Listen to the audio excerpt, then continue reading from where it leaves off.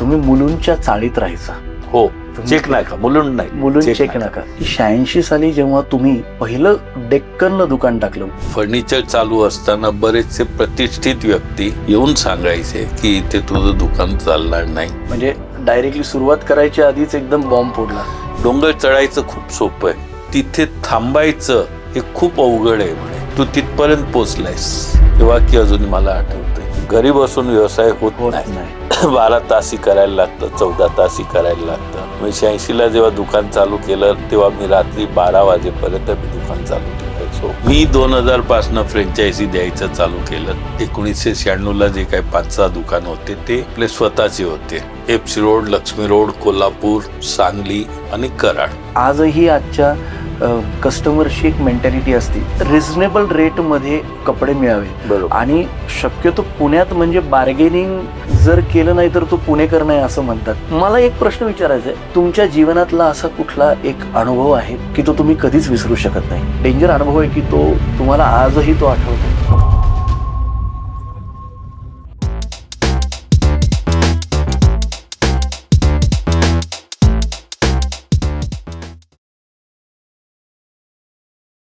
नमस्कार नमस्कार नमस्कार. समा जोशी प्रस्तुत मोकळ्या गप्पा mind meets mind in association with SD films, KK picture arts, powered by SD reality, Suvidha Sankalp group, chitchat with Digvijay Joshi season 3 मध्ये आपल्या सगळ्यांचं मनापासून हार्दिक स्वागत. मला ना कोणीतरी एक खूप सुंदर गोष्ट पाठवली, त्याचं मी वाचन करून तुम्हाला दाखवतो. रंगीबिरंगी सुंदर कपडे घालू रोज आनंदाने, स्वच्छ नीटनेटके राहू आपण, हसू सारे मनापासून. उन्हात देती सावली थोडी, थंडीत ठेवती उबदार, कपड्यांची करूया काळजी, राहू स्वच्छ आणि हुशार. स्वच्छतेची शिकवण देतात, नीटनेटके राहणे शिकवतात, सुंदर कपडे सुंदर सवय, आनंदाने जीवन शिकवतात. असेच कपडे घातल्यानंतर माणूस फुलतो, छान दिसतो. तसाच हा एक ब्रँड आहे आणि त्या ब्रँडचे संस्थापक आज आपल्याबरोबर मोकळ्या गप्पा या चॅनलमध्ये आलेत आणि आपण त्यांच्याशी गप्पा मारणार आहोत. श्री वीरेंद्र जयशंकर जोशी. काका नमस्कार. कसे आहात तुम्ही? एकदम मस्त. म्हणजे तुम्ही दरवेळेस मस्तच असतं, पण आज इतक्या एवढ्या जीवनात पहिल्यांदा मी तुम्हाला पहिला इंटरव्ह्यू आयुष्यात? पहिलाच.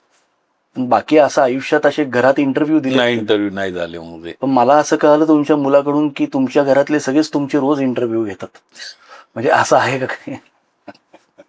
मोकळ्या गप्पा आहेत आणि आपण गप्पा मारणार आहोत. Parker shirts. मला आठवतं की 1985-86 साली डेक्कन फर्ग्युसन रोडवरती ह्या ब्रँडची कुमार शर्ट्स म्हणून स्थापना झाली. 1986 साली आम्ही पहिलं दुकान एफसी रोडला चालू केलं, कुमार शर्ट नावानी. त्यानंतर तिथनं सुरुवात झाली. 89ला लक्ष्मी रोडचं दुकान चालू केलं. त्यानंतर 92ला आपण हे पार्करचं ब्रँड रजिस्टर वगैरे केलं आणि ट्रेडमार्क केला. म्हणजे 86 ते 92 म्हणजे नाही म्हटलं तरी 6 वर्ष तो कुमार शर्ट नावानी दुकानं होते आपले दोन्ही. पण मला एक तुम्हाला विचारायचं आहे काका की तुम्ही तर मूळचे मुंबईचे, म्हणजे मुलुंड चेक नाका. तुमचं लहानपण तिथे? लहानपण आमचं तिथेच गेलं. शाळा वगैरे सगळी तिथेच मुलुंडला. तेव्हा तुम्ही आणि तुमचे जे बंधू आहेत ते कुठल्या क्षेत्रात होते? म्हणजे सुरुवातीपासून काय काय? मी वेगळ्या क्षेत्रात होतो. हे पहिल्यापासून कपड्याचे असत होते. तुम्ही कुठल्या क्षेत्रात होता? कन्स्ट्रक्शन वगैरे आमच्या वडिलांचं होतं, ते बघत होतो. अच्छा, म्हणजे मार्केटिंग स्किल ही तेव्हापासूनच तुमच्या रक्तात आहे? दुकानदारीची स्किल. म्हणजे तेच मार्केटिंगचे.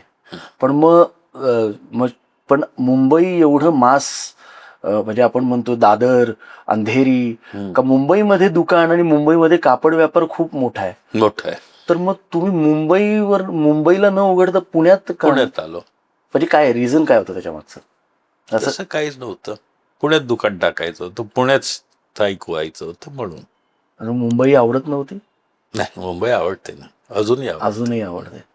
बरं, मला असं विचारायचं आहे की जेव्हा म्हणजे तुम्ही कुमार शर्ट्स हे नाव घेतलं तर आता आमच्या या 30च्या 35च्या पिढीला कुमार शर्ट्स माहिती आहेत, कारण आम्ही 90s जनरेशन मधले होते, 80s 90s मध्ये. तर आमच्या काळात कुमार शर्ट होतं. हो अजूनही मुंबईला गेल्यानंतर कुमार शर्ट हे दिसतं. हो आहे मग आहे. तर कुमार शर्ट्स मध्ये तुम्ही काय करायचं? थोडे दिवस शिकायला वगैरे गेलेलो.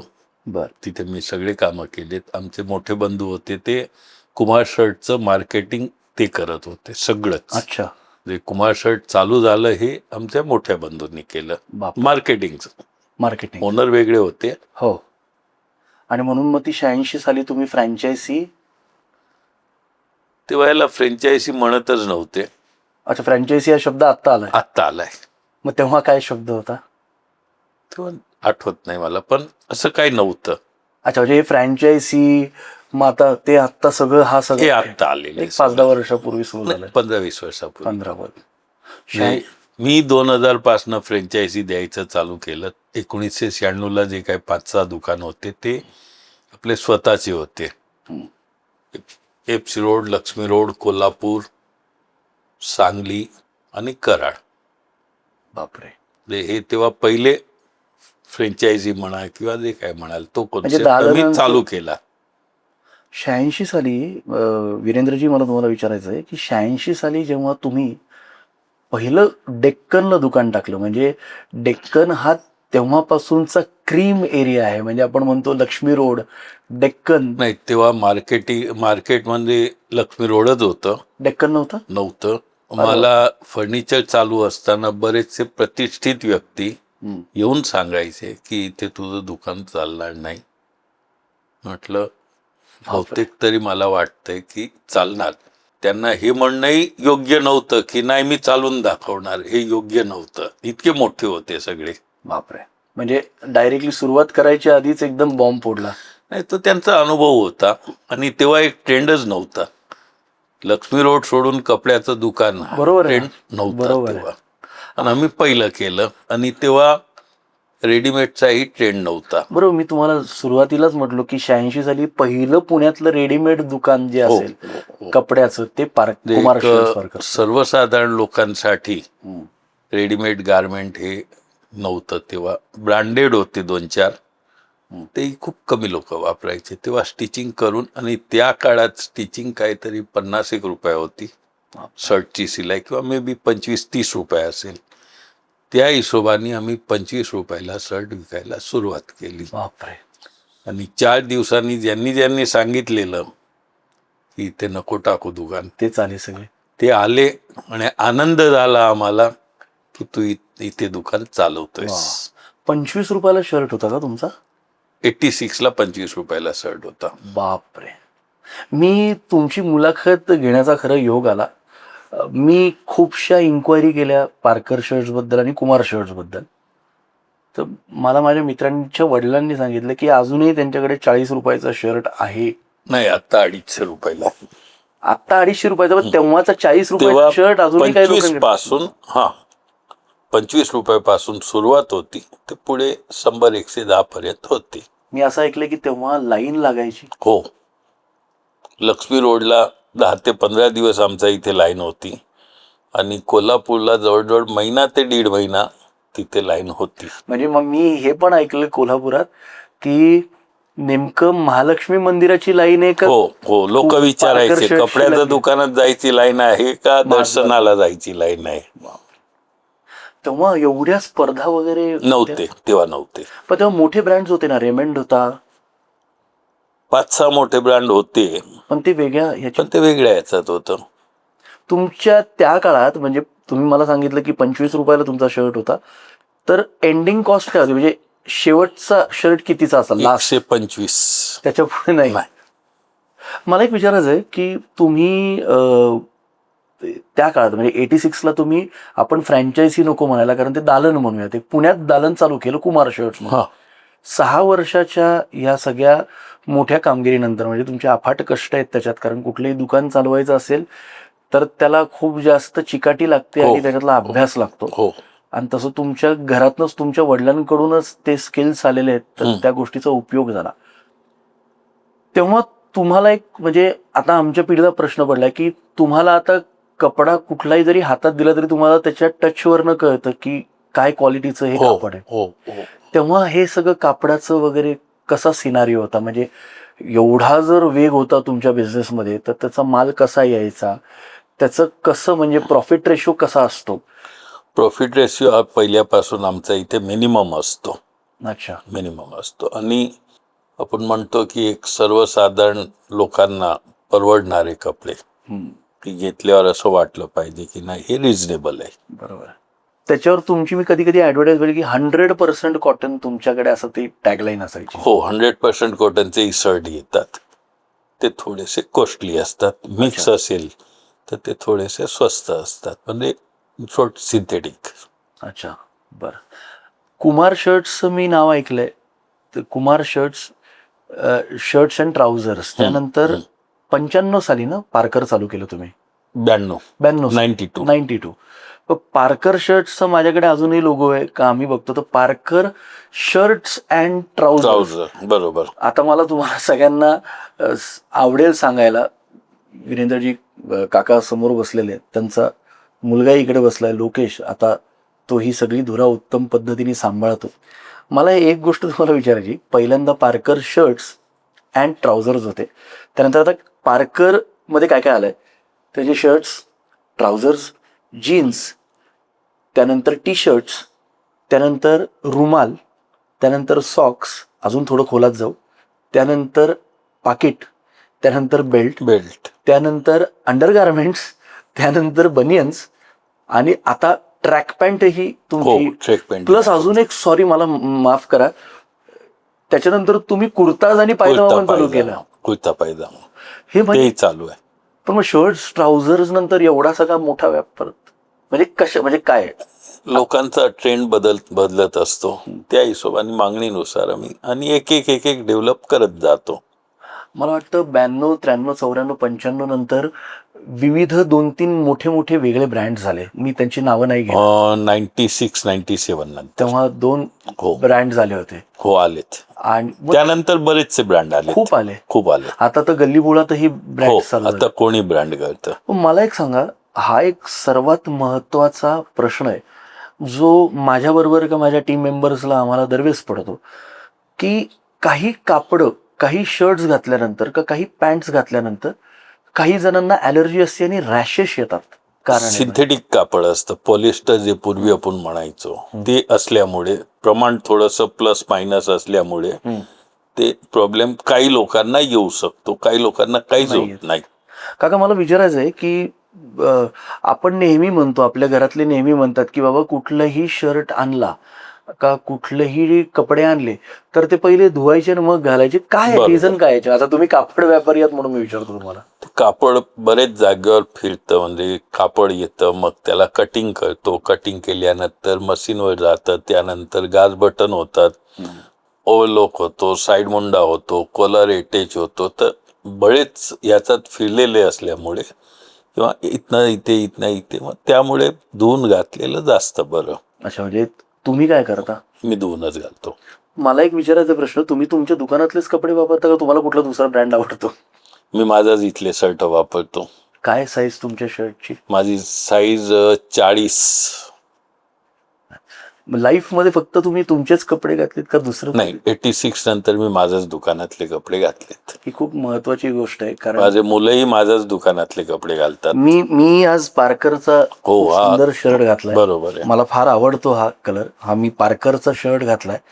तो पार्करचं एक फिटिंग कम्फर्ट खूप आहे. एक मला गोष्ट तुम्हाला विचारायची की काही लोक आत्ताच्या काळातही, म्हणजे तुमच्या वयाची का आमच्या वयाची का लोकेशच्या वयाची, आजही काही असा एक टिपिकल मेजॉरिटी क्राऊड आहे की ते शिवूनच कपडे वापरतात. तर हे काय नेमकं मेंटॅलिटी? त्यांना फिटिंग परफेक्ट पाहिजे असतं. नाही, पण इंटरप्ट करतो तुम्हाला, पण मी आतापर्यंत जे काही तुमच्या पार्करचे शर्ट्स घातलेले आहेत तर मला एकदम फिट होतात, म्हणजे मला असं कम्फर्ट पडतो.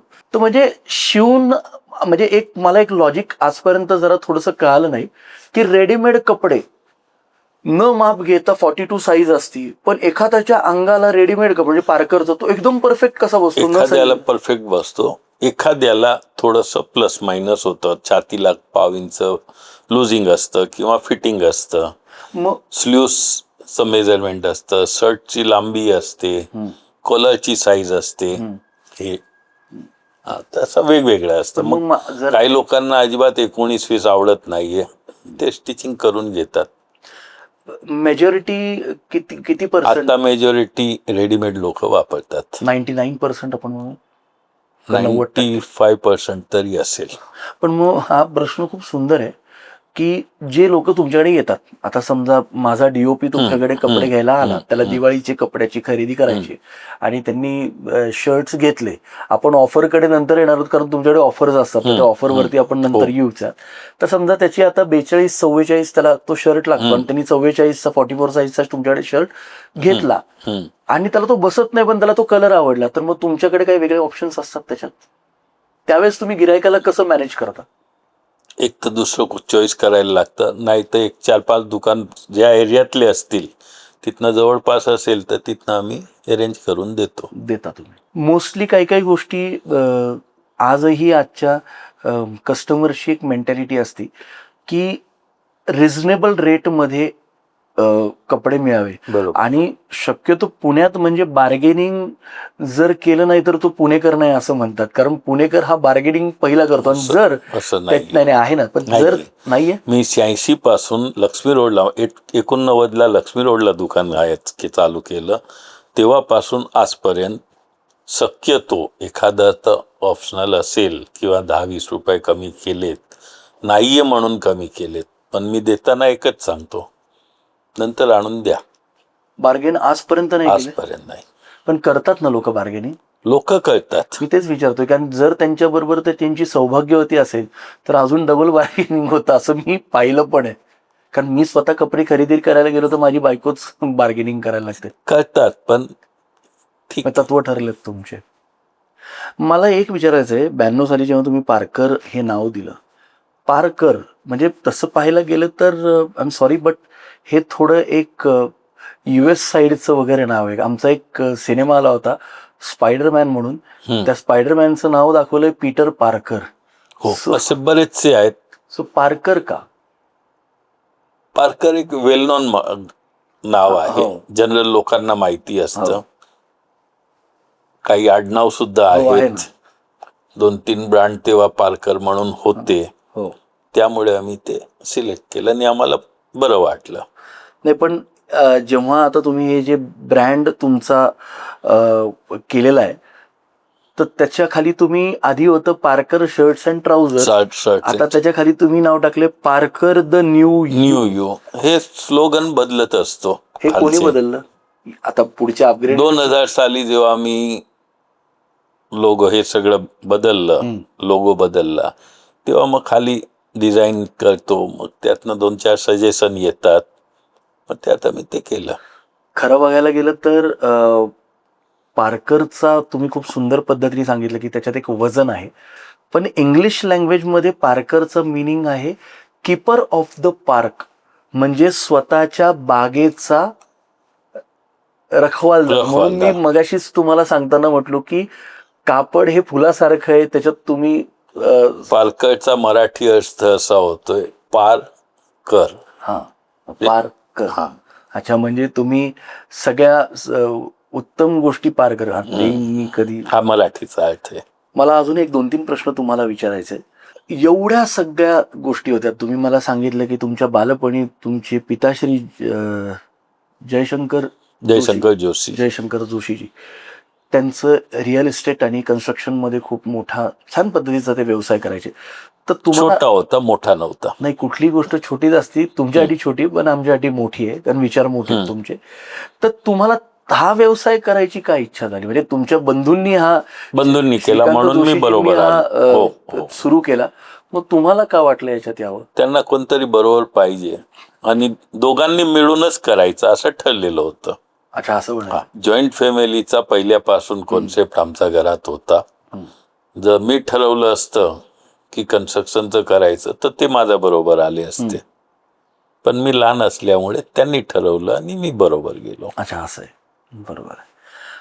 प्रत्येका बिझनेसमॅनची जो व्यवसाय सुरू करतो त्याला कुठली सवय चांगली असली पाहिजे जर त्याला ग्रो करायचं असेल? आत्ताच्या काळात मी हा प्रश्न अनेक नवीन तरुण वर्ग आता बिझनेसमध्ये जातात, तर त्या काय सवयी असल्या पाहिजे, गुड क्वालिटीज असल्या पाहिजे का बिझनेसमॅनमध्ये? सगळ्यात पहिलं म्हणजे प्रत्येक गोष्टीत माणसांनी प्रामाणिक राहावं. उदाहरणार्थ? व्यवसाय असेल तर व्यवसायाला प्रामाणिक राहावं, हं, घरात असेल तर घरी प्रामाणिक राहावं. बरं. अजून व्यवसायात अजून तुम्हाला काय वाटतं? कारण 1986 आणि 2006 म्हणजे 40 वर्ष आपण हो, 40 वर्ष मोठा झाले. म्हणजे एक मोठा आता पुढच्या 10 वर्षांनंतर 50 वर्ष 50 होतील. होतील. ही खूप मोठी गोष्ट आहे. 40 सिन्स 1986. 1986. काय फरक वाटतो आत्ताच्या त्या काळातल्या तुमच्या व्यवसायाची काम करण्याची पद्धत आणि आत्ताची कामाची खूप पद्धत बदलली आहे. काय? म्हणजे उदाहरणार्थ मला सांगा थोडं. आता आता तुम्ही पाहता ना काका, सगळीकडे तुम्ही जाता, आता तुमच्याकडे कस्टमर येतात म्हणजे तुम्हाला वेगवेगळे अनुभव येतच असतील. कस्टमरचा चॉईस बदललाय. पूर्वी बेस रेटवर होता की आपल्याला किती बजेट होतं पूर्वी, की मला एवढ्यात सड घ्यायचंय, तो ठरवून यायचा आणि तेवढ्यातच घ्यायचा. आता असं काय राहिलेलं नाही. कोणी काही येतं. बजेट हा विषय आता नाहीये. मी हा प्रश्न का विचारतोय, कारण मला फार या गोष्टीचा आनंद आहे की पार्कर शर्ट्सच्या फ्रँचायझीवर आपण येणार आहोत, कारण या फ्रँचायझीजमुळे पण एक वेगळा उदरनिर्वाह व्हायला लागलाय, खूप रोजगार याच्यातनं मिळायला लागलाय. आत्ताच्या मुलांनी समजा ज्यांना पार्करची फ्रँचायझी घ्यायची आहे, तर त्यांना एक बिझनेसमॅन म्हणून काय करावं लागेल तुम्हाला असं वाटतं? एक तर 10 ते 15 लाखाचा इन्व्हेस्टमेंट आहे आणि रिटर्न्स खूप चांगले आहेत. हो. ते करायला काही अवघड नाहीये आणि खूप फायदेशीर आहेत. ते माझ्या इथे 40-50 लोक जे आहेत त्यातले 10 ते 15 तर खूप मोठे व्यवस्थित झालेत. अरे वा. पण त्यांची मेहनत, चिकाटी अच्छा. हेही असतं बरोबर. म्हणजे येणाऱ्या जे जे सगळे व्यवसाय करणार आहेत त्यांच्यासाठी तुम्ही मगाशी एक संदेश दिला की स्वतःशी प्रामाणिक राहणं गरजेचं आहे, कामातही आणि घरातही. सगळीकडे पण घरात प्रामाणिक राहणं म्हणजे याचा याचा आपला जो रोल आहे तो पूर्ण करावा. अच्छा अच्छा. घरचा मोठा माणूस असेल तर त्यांनी त्याची जबाबदारी कर, त्याला प्रामाणिकपणा म्हणतात. व्यवसायामध्ये ना तुम्ही खूप सुंदर बोललात. व्यवसायामध्ये ना 40 वर्षाची ही एक मोठा प्रवास आहे. 40 वर्ष खूप मोठा प्रवास आहे. म्हणजे लोक 5 आणि 6 वर्ष, आता तर 2-3 वर्षात दुकान बंद करून निघून जातात. हे 2 वर्षात पैसे जास्त आले की खर्च जास्त होतो आणि मग तो सायकल जी असते ती बंद होते तिथे.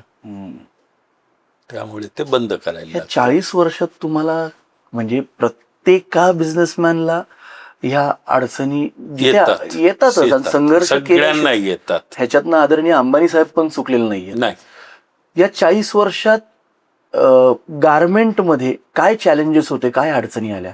म्हणजे आता तुम्ही म्हटलं ना अख्खा 40 वर्ष 86 ते 2006, आता हे आत्ता आलेलं हे कधी म्हणजे तेव्हा होतं पण खूप कमी होतं पण ते आता वापर वाढलाय. आदरणीय मोदीजींनंतर मोदी जॅकेट म्हणून मोदीजींनी मोदी जॅकेट फेमस केलं. आता हे तेव्हा काय चॅलेंजेस होते आणि आता तेव्हा चॅलेंजेस होते? कारण मी तुमच्याशी म्हणजे अनेक तुमच्या एजचे जे काही माझ्याकडे आदरणीय सतीश पाटील सर येऊन गेले, ते रिटायर्ड PI होते. असे तुमच्या एका वर्गाशी मी जेव्हा बोलतो ना तेव्हा मला एक कुठल्याही चेहऱ्यावरती गांभीर्य दिसत नाही, कुठल्याही पद्धतीचं टेन्शन दिसत नाही. सडेतोड कुठलेही प्रश्न विचारतात त्याचे चोख उत्तर आणि ते पण एकदम पेशन्समध्ये तुम्ही देताय. म्हणजे त्याच्यावरनच जाणवतं की तो संघर्ष तर तेव्हा संघर्ष झालेला असतो. पण आता त्या काळात काय काय चॅलेंजेस होते आणि रेडीमेड म्हणजे कपड्याच्या व्यवसायात गारमेंट्समध्ये काय चॅलेंजेस असतात हे सगळ्यांना ऐकायला आवडेल. चॅलेंजेस नाही म्हणतायत आम्ही तर एकदम म्हणजे आम्हाला कधी चॅलेंजेस वाटलेच नाही. नाही पण एखाद्याने आता समजा सागरनी का आता कोणी दुसऱ्यानी कोणाला जर कापड व्यापार सुरू करायचा का त्याला पार्करची फ्रँचायझी घ्यायची, तर चॅलेंजेस तर येतात ना, तर ते कसे फेस करायचे? काय चॅलेंजेस असतात? तुमच्या काळात काय चॅलेंजेस होतात? आत्ता तुम्ही कापड व्यापारी आहात तर तुम्हाला काय चॅलेंजेस येतात गारमेंट्समध्ये कपड्याच्या ह्याच्यात? मला तरी चॅलेंजेस वाटतच नाही. मी एक काम करतो आणि पुढे जातो. अच्छा. नाही पण आता बेसिक गंमत तुम्ही आता तुम्हाला एक सोपा करून प्रश्न विचारतो. सुरतमध्ये बहुतेक लोकेश मला असं आठवतं की सुरतमध्ये आत्ता एका मोबाईल शॉपीच्या ह्याच्यात पाणी घुसलं. हो, खूप खूप काहीतरी कितीतरी अनेक कोटीचं नुकसान झालं. बरोबर. बहुतांश मी त्या रील मध्ये पण पाहिलं की तिथेही कापड होते, कपडे हो, होते. कपड्याचं म्हणजे शेजारी इथे होते. चॅलेंजेस आले तसे पाहायला गेलं. आता अजून एक मी तुम्हाला प्रश्न विचारतो यालाच निगडीत, की हा मी शर्ट घेतलाय, हम्म. हा शर्ट मला आनंदाने सगळ्यांना सांगायला आवडेल की हा शर्टची किंमत आहे 360 रुपये. तुम्हाला वाटताना हा, आणि आत्ताही मला खूप उत्तम फील येतोय कारण मी हा रेग्युलरली कुठेही कॉर्पोरेट मीटिंग असेल तर हा घालतो. रेंजच्या बाबतीत आपण येऊयात, पण सगळ्यात महत्वाची गोष्ट, हा शर्ट जेव्हा आपण घेतला, म्हणजे हा फोन आहे, हम्म. तुमच्याकडे आयफोन आहे, तो 2000 आत्ताचा तो ट्रेंडिंग विषय म्हणून आपण तो घेतला. हम्म. ह्याची पुढच्या 2 वर्षानंतर काही किंमत राहणार नाही. Am I right or wrong? कारण अपग्रेडेड व्हर्जन असेल. बरोबर. पण हा शर्ट आणि ह्या पद्धतीची स्टाईल आहे, हा जर तुमच्याकडे 1 वर्ष तसाच राहिला आणि कुठल्याच कस्टमरनी ह्या टाईपचा माल विकला गेला नाही, तर तेही चॅलेंज आहे. हम्म. तर ते तुम्ही कसं त्याला समतोल साधता ह्या गोष्टीचा? ते मग लक्ष देऊन, प्रत्येक माणसाची चॉईस वेगवेगळी असते. पर्टिक्युलरली हा ज्याच्या चॉईस असेल त्याला जर हा शर्ट दाखवला गेला हो तर तो घेऊन जातो. आणि आमच्या इथे जनरली सगळे आम्ही फॉर्मल असल्यामुळे कुठलाही शर्ट असं होत नाही की हे विकलं जात नाही. बर. आम्ही चॉईस करून घेतो, त्या हिशोबाने असतं. पण एवढा सगळ्या कामाचा डोलारा, म्हणजे कापडाची चॉईस, लोकांना काय आवडतं ते तुम्हाला आपोआप आधीच कळत, अंदाज, त्यानंतर एवढा सगळा कामगार वर्ग, म्हणजे कामगार वर्गाने ती तुमची फॅमिलीच आहे, तुम्ही फॅमिली मानता, हे मी एकदा दोनदा तुमच्या दुकानावरती आल्यानंतर मला तो अंदाज आला. एवढा सगळा स्टाफ, परत सगळ्यात महत्वाची गोष्ट म्हणजे हे दुकानं, त्यानंतर कापड चॉईस, मग त्याचं पूर्ण मेकिंग, मग ते व्यवस्थित झालंय की नाही, मग बाकीचं तुमचं सगळं जे कमर्शियल्स आहेत, हे खूप मोठं आहे. म्हणजे ह्याला खूप जास्त पेशन्स लागतात. हो, लागतात. तर ॲज अ मला तुम्हाला हा प्रश्न विचारायचा आहे की हे सगळ्या गोष्टीसाठी ही सकारात्मक ऊर्जा असते, त्याशिवाय कुठली, म्हणजे हा जर आम्ही पॉडकास्टही घेत असू तर याला आधी खूप जास्त सकारात्मक ऊर्जा स्वतःत असावी लागते, तेव्हा गोष्टी होतात. तर ही सकारात्मक ऊर्जा येते कुठून तुमच्याकडे? कसं तुम्ही ते, काय ही कुठली ऊर्जा आहे? कारण मी थोड्या वेळापूर्वीच म्हटलो की 2 वर्षात 3 वर्षात बोरिया बिस्तर पॅक होतात आणि निघून जातात. तर ही ऊर्जा कसली, हे मला सगळ्यांना ऐकायला आवडेल. माझं घर, हां, तिथनंच मी रिचार्ज होऊन निघतो. तुमचं घर आणि आमचं घर आणि मुलं, 6-7 मुलं होते घरात, आता मोठे झालेत. बरं. लहानपणी सगळे आम्ही एकत्र होतो. म्हणजे तुमचं घर, तुमच्या घरात फक्त तुमचं घर हॅपी म्हणजे तुम्ही हॅपी. हा. अच्छा, म्हणजे अशा प्रश्न, तुमचा मुलगा तिकडून खूप मनातल्या मनात हसतोय, तो म्हणतो अरे बाबांना यांनी प्रश्न असा विचारला. पण मला सांगायला आवडेल की त्यांच्या स्माईलवरनच सगळं कळतंय, त्यांच्या चेहऱ्यावरनच कळतंय की त्यांना सकारात्मक ऊर्जा काय, म्हणजे बाहेरचे किती व्याप असेल, काही असेल, एकदा घरात गेलो की मी सगळं ते विसरून जातो. आणि मग घरचं, मी तुला पहिलंच सांगितलं की आपण जिथे असेल तिथे प्रामाणिक राहावं. घरी गेलो तर घरी प्रामाणिक, मुलांशी प्रामाणिक, बायकोशी प्रामाणिक. बरोबर. तुमच्या म्हणजे सौभाग्यवतींना फार आवडेल की तुम्ही आज ही गोष्ट म्हटलात की बायकोशी प्रामाणिक, मुलांशी प्रामाणिक, घरातल्यांशी प्रामाणिक. खूप सुंदर बोललात तुम्ही एक गोष्ट की बाहेरचा व्याप घरात नाही न्यायचा. आणि म्हणून माणसं न्यायचा नाही, तो घरी गेल्यावर तो बाहेरच राहायला पाहिजे. पण मग घरातला व्याप मग वेगळा असतो, तो काय नसतो ना? नसतो. अरे वा. मला एक सांगा की कस्टमरला कुठला ब्रँड अजून, म्हणजे तुमच्या कपड्यांमध्ये, शर्ट्समध्ये सर्वात जास्त काय पसंती देतात? ट्राउझर्सला देतात, शर्ट्सला देतात, कधी? जनरली एक ट्राउझरला 2 शर्ट असतात. एक ट्राउझरला 2 शर्ट. मग प्लस मायनस असतं, काही लोक एकावर एकही ठेवतात, पण जनरली एक आमच्या इथे जे प्रमाण असतं ते असं असतं, 2 शर्टवर 1 पॅन्ट. 2 शर्टवर 1 पॅन्ट, म्हणजे एका माणसाचा एक पूर्ण, 1 पॅन्ट 2 दिवस वापरून शर्ट बदलू शकतो असं. हा, बरोबर. म्हणजे सर्वात जास्त हा रेशिओ आहे जनरली. म्हणजे हे लोकांना कमी जास्त असू शकतं. पार्कर द न्यू यू मध्ये लोकांना हा सर्वात जास्त आवडता.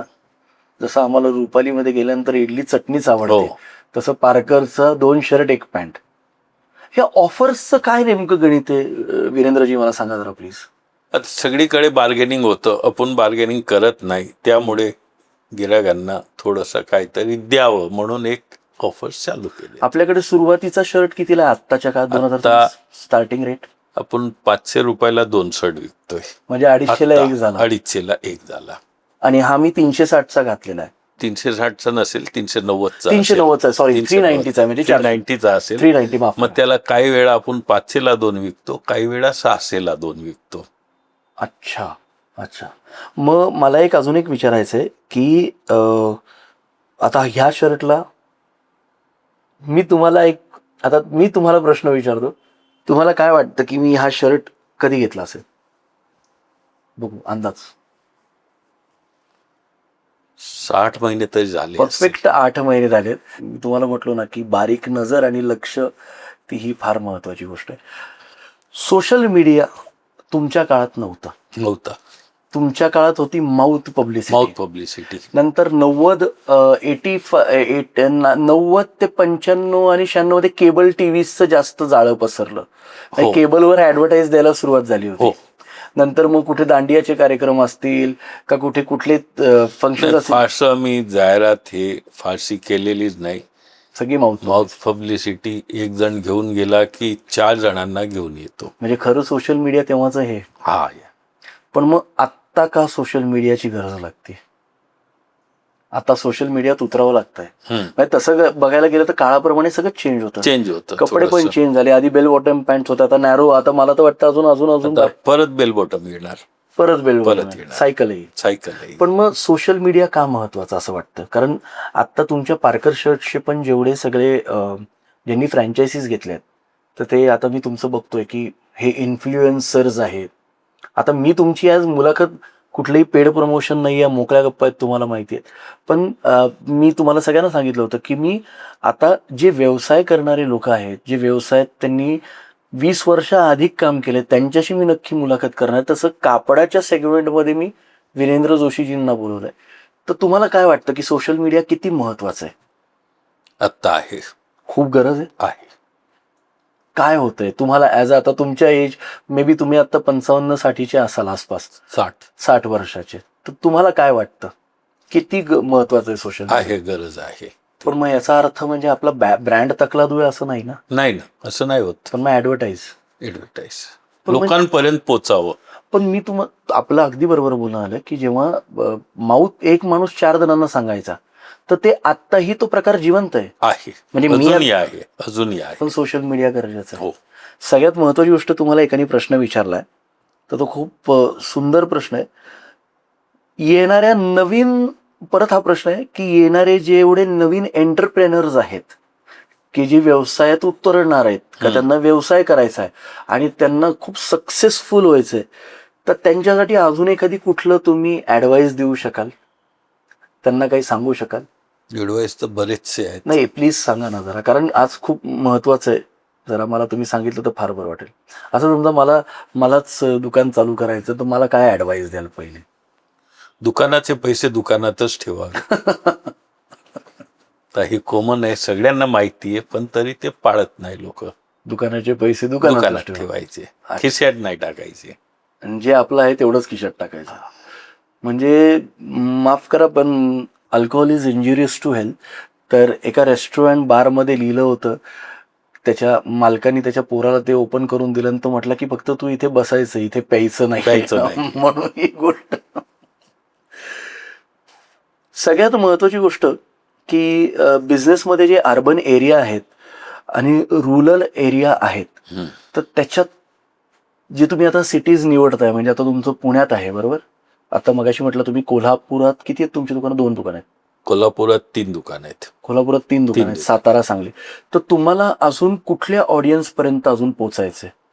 असा कुठला भाग आहे की तिकडे म्हणजे त्याप्रमाणे पारकर गेलं पाहिजे? कारण मला वाटतं की कोकणात पण तुमचे आहे, कोकणात आहे, पश्चिम महाराष्ट्रात आहे, गोव्यात आहे, मराठवाड्यात आहे, विदर्भ वगैरे, नागपूर वगैरे बाकी येते. तुम्ही नॉर्थ साईडला जायचं प्लॅनिंग मध्ये नाहीच आहात का? नॉर्थला होते दुकानं. अच्छा. काय फरक आहे म्हणजे इथल्या मेंटॅलिटीमध्ये आणि तिथल्या मेंटॅलिटीमध्ये काय फरक आहे? सायझेस मध्ये फरक येतो सगळ्यात पहिला. नॉर्थ आणि आपल्या इथे. काय म्हणजे ते सगळे एकदम हा, आणि तिथलं चॉईस पूर्ण वेगळे जे आपल्या इथे हो? चालतही नाही. म्हणजे हे सगळं हरियाणा वगैरे, हा, दिल्ली वगैरे. हा. हा, कारण ते सगळे एकदम थोडेसे एकदम पंजाबी. हेल्थी प्लस जगमग. अच्छा, पण जीन्स वगैरे चालत असतील किंवा? जीन्स कॉमन आहे जीन्स कॉमन आहे. आपल्याकडे जीन्स मध्ये काय काय व्हरायटीज असतात? आपल्याकडे. जीन्स मध्ये बरेचसे आहेत. अच्छा अच्छा. रुमाल, बेल्ट, पाकिट, सॉक्स, अंडरगार्मेंट्स, बनियन हे चालू करण्याचं कुठून म्हणजे सुचलं? जनरली दुकानात आलो की आम्ही दुकानात बसतो अजूनही, हम्म. तेव्हा एक एक गिराग एक एक डिमांड करत असतं. मग त्याप्रमाणे जेवढं जमतं तेवढं करायचं. अच्छा, म्हणजे त्याच्यात सगळंच तुम्ही उपलब्ध करून हो. ठेवलंय. अजून आता काय राहिलंय? कारण पार्कर, मला नाव आठवलं की मला पार्कर पेन पण आठवतो, आणि खूप जण तुम्हाला असं म्हणत असतील ना, पार्कर म्हणजे तो पार्कर पेन हा, का? तो पार्कर पेन बाहेरचा आहे. अच्छा, तर बाहेरचा. तुम्ही स्वतः पेन चालू करणार आहात की नाही? नाही, असं काही नाही. नाही. आणि त्याचं रजिस्ट्रेशन नाहीये आपलं. अच्छा, तुमच्याकडे गार्मेंट्स आपल्याकडे गारमेंटच आहे. अच्छा. सगळ्यात इम्पॉर्टंट गोष्ट मला तुम्हाला हे विचारायचं आहे की आता जे तुम्ही फ्रँचायझीज देताय, आपण रोजगार या विषयावर बरोबर. आता समजा हे जे कोणी मुलाखत बघत असतील, समजा आता सांगलीकर पाहत असतील, कोल्हापूरकर पाहत असतील, अख्खा महाराष्ट्र पाहत असेल, तर एखादे कोणीतरी असं समजा कोणीतरी वडील पाहतोय, एखादा मोठा भाऊ बघतोय आणि त्याला ते लक्षात येत आहे, मी तुमच्याशीच संवाद साधतोय की अरे हो, आपला जो लहान भाऊ आहे का मुलगा आहे त्याला हा ऑप्शन चांगला आहे, जे तुम्ही 10 ते 15 लाख रुपये इन्व्हेस्ट करून तुम्ही फ्रँचायझी देता, तर बाबा हा चांगला आहे की व्यवसाय सुरू होईल. बरोबर. व्यवसाय चालू झाला तर बाकीच्या सगळ्या गोष्टी मोकळ्या होतात. बरोबर. मग इन्व्हेस्टमेंट झाल्यानंतर सेटलमेंट होते, सेट होतो. पुढच्या काळात आता लग्न लोकांचं लवकर झालं पाहिजे, ते सगळ्या घरात एक चिंता असते, तो एक मोठा चॅलेंजिंग प्रश्न, आणि सेट होणं.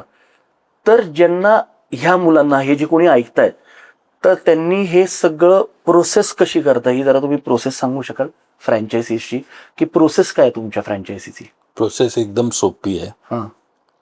फर्निचर आमचा एक फॉर्मॅट असतो, त्याप्रमाणे फर्निचर करायचं. बाकी सगळं गायडन्स आमच्याकडनं मिळतं. बरं. आम्ही फीज वगैरे काही घेत नाही, रॉयल्टी वगैरे काहीच घेत नाही. अच्छा. की बाबा जे काही तरुण आहेत हम्म. त्यांनी व्यावसायिक व्हावं.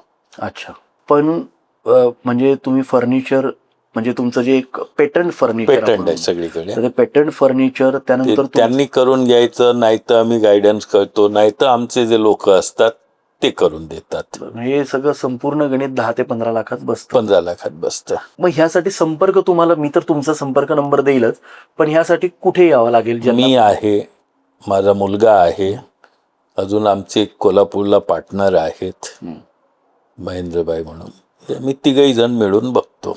बर, म्हणजे कोणालाही यायचं असेल तरी, कोणाशी संपर्क केला तरी आम्ही ते युनिव्हर्सल होतं. काका, एक तुम्हाला प्रश्न विचारायचा आहे की आता जे तुमच्याकडे फ्रँचायझी दिलेत, तर हा कुठला एज ग्रुप आहे जो तुमच्याकडे फ्रँचायझी घेतो? एक तुम्ही ऑब्झर्व केलं असेल ना. आत्ता तरी माझ्याकडे जे काय आहे ते सगळे 30 ते 40 किंवा मॅक्झिमम 45 आमच्या वयाचे लोक आहेत. हा, तेच आहेत. आणि सगळे 2000 नंतर चालू झालेले आहेत. म्हणजे कोण तेव्हा 20-25 असेल, आज 40 झालंय किंवा असं. अच्छा, हा एज ग्रुप आहे. हो, तो 45 वरती कोणीच नाहीये. कोणीच नाहीये, ते सगळे यंग एंटरप्रेनर, यंग आहे. यंग. म्हणजे आता तुम्ही असं समजा की तुम्ही पार्करचे 2 मिनिटं ओनर नाही आहात, आणि एक तिराहित व्यक्ती म्हणून तुम्ही बघा की ज्यांनी आता पार्करची तुमच्याकडे फ्रँचायझी घेतली. आपण XYZ समजूयात. आपण कुठे आता रिसेंटली कुठे झाली तुमची लोकेशन फ्रँचायझी? बीड. पेन. बीडला झाली. बीड म्हणजे एकदम एक वेगळा एरिया, म्हणजे माजलगाव, बीड, एक तिकडे कपडे घालण्याची एक पद्धत, टोन वेगळा आहे. आता तुम्ही बीडला घेतली, तर एक त्रयस्थ व्यक्ती म्हणून बघा, त्यांनी कधी सुरू केली आता बीडची फ्रँचायझी? 3 महिने झाले बहुतेक, पाडव्याला चालू केलं. मार्च महिना. 4 महिने झाले. 4 महिने झाले. काय, कसं त्याला आता, म्हणजे ऍज अ कसं वाटतंय त्याला, काय चेंजेस आहेत? चांगले त्याला. पण मग जे फ्रँचायझीज टाकतात पार्करच्या, त्याच्यात त्यांना इयरली व्यवस्थित प्रॉफिट होऊ शकतो. हो, म्हणजे मी स्वतः माझे 8 दुकान आहेत ते चालवतोय. पण जेवढं लक्ष घातलं, जेवढी मेहनत केली त्याप्रमाणे रिटर्न्स मिळतात. तर मला तुम्हाला असं विचारायचं की म्हणजे फ्रँचायझी टाकण्यासाठी एरिया महत्वाचा आहे का असं हो. तुम्हाला वाटतं? हो, कारण आता तुमचं डेक्कनवर दुकान आहे एफसी रोडला आहे. FC रोडला. तर मग तुम्ही काय सांगू शकाल जे नवोदित फ्रँचायझी घेणारे लोक आहेत, तर एरिया काय, मग एरियामध्ये काय फॅक्ट्स आहेत, म्हणजे एरिया का असावा? आम्ही दुकान टाकताना एकच बघतो की त्या रस्त्यावर वर्दळ पाहिजे. बरोबर आहे. मग मार्केट असो किंवा नसो. जसं मी 86ला पहिलं चालू केलं, जेव्हा माझं फर्निचर चालत होतं, मी तुम्हाला सुरुवातीला सांगितलं, तेव्हा मला 4 असे प्रतिष्ठित लोक होते, वेल नोन, की जे नाव सांगितलं आता आजही लोक ओळखत असतील. त्यांनी सांगितलेलं, बेटा इथे दुकान नाही चालणार तुझं, पैसे वाया घालवतोयस. काका चालणार, चालवणार, मी मेहनत करणार. आणि ते चालू झाल्यावर 3-4 जे कोण होते ते सगळे येऊन सांगून गेले, बेटा खूप चांगलं केलंस तू. एरिया आणि म्हणजे वर्दळ, फक्त रस्त्यावर लोकांची वर्दळ पाहिजे. ते थांबवायचं कसं हे आपण बघायचं. खरं म्हणजे तर हेच चॅलेंज आहे. म्हणजे माझ्या हे प्रश्नाचं उत्तर चॅलेंज आहे. असे चॅलेंज भरपूर असतात. मी एक आत्ता बघितलं, म्हणजे गमतीशीर गोष्ट आहे म्हणा, पण तुम्ही काहीतरी एक स्मार्ट कार्ड काढलंय, एक कार्ड आहे, त्याच्यात काहीतरी तुमच्याकडे खरेदी केल्यानंतर आपल्याकडे खरेदी केली की त्याला ते प्रत्येक वेळी बदलत असतं. काही वेळा 2% असतात, काही वेळा 4% असतात. ते रिवॉर्ड पॉईंट असतात. इथे पुढच्या खरेदीवर जेवढे पॉईंट असतील तेवढे रिडम्शन होतं, तेवढे पैसे कमी होतात. अच्छा. सगळ्यात महत्वाची गोष्ट मला तुम्हाला एक प्रश्न विचारायचा आहे की ब्रँडेड चांगलं का अनब्रँडेड चांगलं? ते आपण स्वतः ओळखून घ्यायला पाहिजे. तुम्हाला विचारला मी प्रश्न, हा रॅपिड फायर सारखा प्रश्न आहे. आपण जरा थोडासा रॅपिड फायर खेळूयात तुमच्याबरोबर. मला सांगा, व्यवसाय का नोकरी? माझ्या हिशोबाने व्यवसाय. का नोकरी का नाही? उत्तर द्यायचं. मी नाही केली म्हणून. अच्छा, तुम्ही नाही केली म्हणून नोकरी नाही. वेगळा व्यवसाय का गारमेंटचा व्यवसाय? व्यवसाय अनेक आहेत ना. तर म्हणून अदर बिझनेस. माझ्यासाठी गारमेंट हा एकच व्यवसाय, कारण तुम्ही त्याच्यात मी पहिल्यापासून त्याचाच आहे. ब्रँडेड और अनब्रँडेड कपडे काय सर्वात जास्त महत्वाचं काय? हा मी प्रश्न का विचारतोय तुम्हाला, रॅपिड फायर सारखा नाही. कसं असतं की ब्रँडेड मध्ये काही ब्रँड खूप चांगले आहेत, अनब्रँडेड मध्ये काहीही असतं. अनब्रँडेड मध्ये काही असतं म्हणून रॅशेस येतात. नाही, असं नाही. ते मटेरियलवर आहे. मटेरियल तुम्ही अनब्रँडेड 100% कॉटन घातलं तर त्याला येत नाही. बर. हे ठराविक लोकांना ज्यांना एलर्जीचा प्रॉब्लेम येतो त्यांनाच येतात, सगळ्यांना येत नाही. पण शक्यतो ब्रँडेड वापरावं, म्हणजे नाही, असं काही नाहीये. असं काहीच नाही. पण मला असं वाटतं अनब्रँडेडही वापरू शकता. वापरू शकता. मला आनंदाची गोष्ट आहे, पहिल्यांदा मी माझ्या लाईफ मध्ये बघितलंय. आपल्याला जे आवडेल ते आपण घालायचं. नाही, मला पहिल्यांदा असं वाटतंय की लाईफमध्ये इथे अनेक मी इंटरव्ह्यू घेतले, तर काही लोक स्वतःच्या ब्रँडबद्दल एवढं चोखंदर असतात आणि त्याच्याबद्दलच बोलतात. पण पहिल्यांदा अशी व्यक्ती, तुमचं नाव हरिश्चंद्र का नाही ठेवलं म्हणजे तुमच्या आई वडिलांनी, असं मला वाटलं. वीरेंद्र उगीच ठेवलं, कारण मी पहिल्यांदा अशी व्यक्तिमत्व बघितली की स्वतःचा ब्रँड आहे, पण ते म्हटलं तुम्हाला अनब्रँडेड घालायचं तरी पण ते चांगलं घाला. ह्याच्यामुळेच हा ब्रँड मोठा झालाय. ही तुमची सर्वात आवडती गोष्ट आहे वीरेंद्रजी काका, की तुम्ही ह्या प्रश्नाचं, मला वाटलं होतं की तुम्ही ब्रँडेडवर फोकस ठेवाल.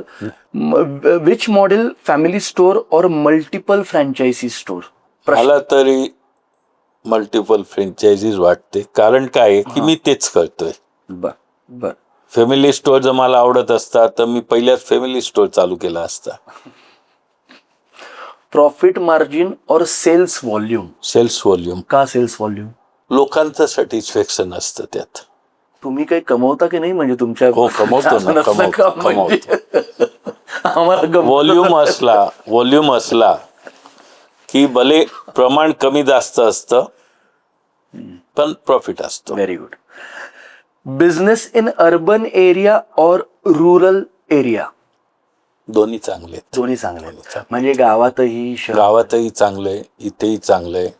तर आपलं रत्नागिरीला दुकान आहे, कुडाळला पण आहे. कुडाळला आहे का? हो. आता रत्नागिरी मला वाटतं सिटीत येतं, कुडाळ हे थोडंसं याचाच जातं. रुरल एरियाजमध्ये आणि अर्बन एरियाजमध्ये म्हणजे आपण म्हणजे तिकडे पण तुम्ही आता कोकणात, आता पुणेकरांची थोडीशी कपडे घालायची स्टाईल वेगळी, कोकणात थोडीशी वेगळी आहे. आता तर थोडं सिमिलर दिसत नाही पण पुणेकर हे सगळीकडे कॉमन आहे. हो आहे की हो. उत्तर बरोबर दिलं. आता मगाशीच आपण या प्रश्नावरती बोललो, फिक्स्ड प्राइस और बार्गेनिंग, तर तुम्ही fixed price. Fixed price. Which preferred formal और कॅज्युअल वेअर्स? फॉर्मल का कॅज्युअल वेअर्स? आम्ही दोन्ही विकतो. हो, पण तुम्हाला काय आवडतं? मी फॉर्मल घालतो. अच्छा, आजपर्यंत टी शर्ट घातलं का? कमी. बरं. ऑनलाईन और ऑफलाईन बिझनेस? ऑफलाईन. का ऑनलाईन? नाही, आता तर जग अख्खं ऑनलाईनवर चाललंय. ऑफलाईन. पण तुम्ही ऑनलाईन नाही चालू करणार कधीच? अजून तर नाही केलं. पुढे मागे असं मुलांना वाटलं तर ते कळतील तुम्ही नाही करणार असं मला वाटतं. चेंज विथ ट्रेंड और be the same as it is? Trend बरोबर चेंज व्हायलाच लागतं. ट्रेंड बरोबर चेंज व्हायला लागतं. क्या बात आहे. बापरे, हे तुम्ही फार मोजकं बोलता आणि मोजक्यातच तुम्ही खूप काही सांगून जाता. तुम्ही काय असं म्हणजे तुम्हाला ते असं तुम्ही समजून घेता म्हणून मी सांगतोय. तुम्हाला असं तुम्ही एवढं एकदम गांभीर्यपूर्वक उत्तर देता, तुम्हाला असं कधी वाटलं नाही का की आपण थोडंसं काय म्हणतात त्याला, सोशल स्टडीजमध्ये का एज्युकेशन सेक्टरमध्ये काहीतरी करावं का? मुळातच बिझनेसच होता. मुळात मी सांगितलं ना, एकच व्यवसाय. लहानपणी जेव्हा तुम्ही खूप लहान होता, म्हणजे आपण शाळेतलं, तेव्हा एक त्या काळात मुलांच्या डोक्यात असायचं बाबा, आता आम्ही जेव्हा 4वी-5वीत होतो तर आम्हाला असं वाटायचं की हा मला बाबा गायक व्हायचंय, मला ऍक्टर व्हायचंय. ते असतं तेव्हा तुम्हाला काय वाटायचं, काय व्हायचंय ते? व्यवसाय करायचा तेव्हापासून ठरवलं होतं. 14-15 वर्षाचा होतो तेव्हापासून वडिलांचा व्यवसाय सांभाळायचो. मुलून चेक नका. चेक नाका. अच्छा, तेव्हा काय चॅलेंजेस असायचे तुम्हाला? सगळीकडे चॅलेंजेस असतात. त्याला जर चॅलेंजेस म्हणून बघितलं तर ते थोडंसं अवघड वाटतं, आणि एक ऑपॉर्च्युनिटी म्हणून बघितलं तर ते खूप सोपं होतं. मला तुम्ही खूप सुंदर मगाशी बोलता बोलता एक ॲज अ बिझनेसमॅन म्हणून तुम्हाला मला हे विचारायचं आहे की तुम्ही व्यवसाय हे त्याच्यावरती खूप सुंदर टॅगलाईन तुम्ही म्हटलात की व्यवसायातही प्रामाणिक आणि घरातही प्रामाणिक. म्हणजे इथे प्रामाणिकपणा आपल्याला सगळीकडे ठेवावा लागतो सक्सेस व्हायचं असेल तर. सक्सेस व्हायचं. आत्ताची जी नवीन पिढी आहे ना काका, ती थोडीशी भरकटली. कारण गंमत काय होती तुम्हाला सांगतो की 25-26 नंतर 30च्या वयात आजकाल मुलांची लग्न व्हायला लागले. एक काळ होता की जेव्हा ते 22-23 मध्ये लग्न होत होते. 21-22 मध्ये व्हायचं. तुमचं कधी झालं होतं? बहुतेक 23-24 वर्षात आसपास. 25-26 वर्ष. परफेक्ट. काय होतं, सगळं मॉड्यूल चेंज व्हायला लागलंय. हो. आता अनेक इंजिनियर्स आहेत, अनेक मोठे म्हणजे बीकॉम झालेला पोरगा. तुम्हाला मला एक सांगायला आवडेल की राहुरी गावात एक आमचा मित्र आहे, मी नाव नाही घेणार, तो बीकॉम झालेला आहे. त्यांनी IPS आणि MPSC UPSC परीक्षा दिल्या, त्याचं कुठेही त्याला रोजगार लागलेला नाही. आता तो सिक्युरिटी म्हणून काम करतोय.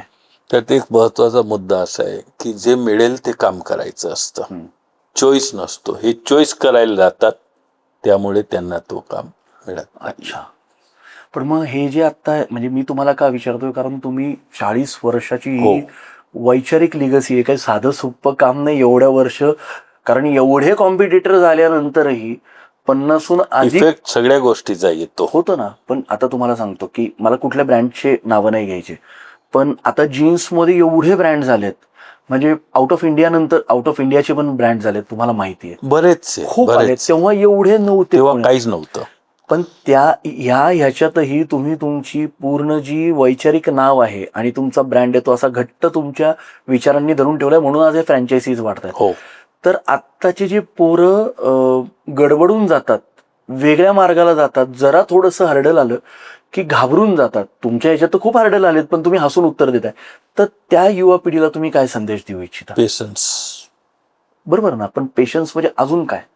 म्हणजे हर्डल आल्यानंतर काय करता? काही झालं तरी काम करत राहायचं असतं, धडपड करत राहायची असते. आज नाही तर उद्या, नाही तर परवा त्याचं तुम्हाला रिटर्न्स मिळतात. मला वाटलं होतं मुलाखतीच्या सुरुवातीलाच तुम्ही मला म्हणाल की आज जरा पेशन्स ठेवून ऐक मी काय बोलतोय, कारण माझ्यासाठी ही मुलाखत खूप चांगली. मला एक प्रश्न विचारायचा आहे, तुमच्या जीवनातला असा कुठला एक अनुभव आहे की तो तुम्ही कधीच विसरू शकत नाही तुमच्या व्यवसायात आलेला? कारण ह्या मोकळ्या गप्पा आहेत आणि लोकांना फार ऐकायला आवडेल की तुम्ही काय म्हणतात. असा व्यवसायातला कुठला डेंजर अनुभव आहे की तो तुम्हाला आजही तो आठवतो? नाही, मी असे वाईट अनुभव लक्षात ठेवत नाही, सोडून देतो. पण असं काहीतरी असेल, एक चॅलेंज आला असेल काहीतरी? बरेचसे होते, पण मी लक्षात नाही ठेवत. नाही ठेवले. मला तुमच्या बोलण्यातनं एक खूप वेगळी ऊर्जा आली की तुम्ही जे फ्रँचायझीस करताय तर तो ब्रँड अवेअरनेस करण्यासाठी करताय, हे तर अगदी आहे.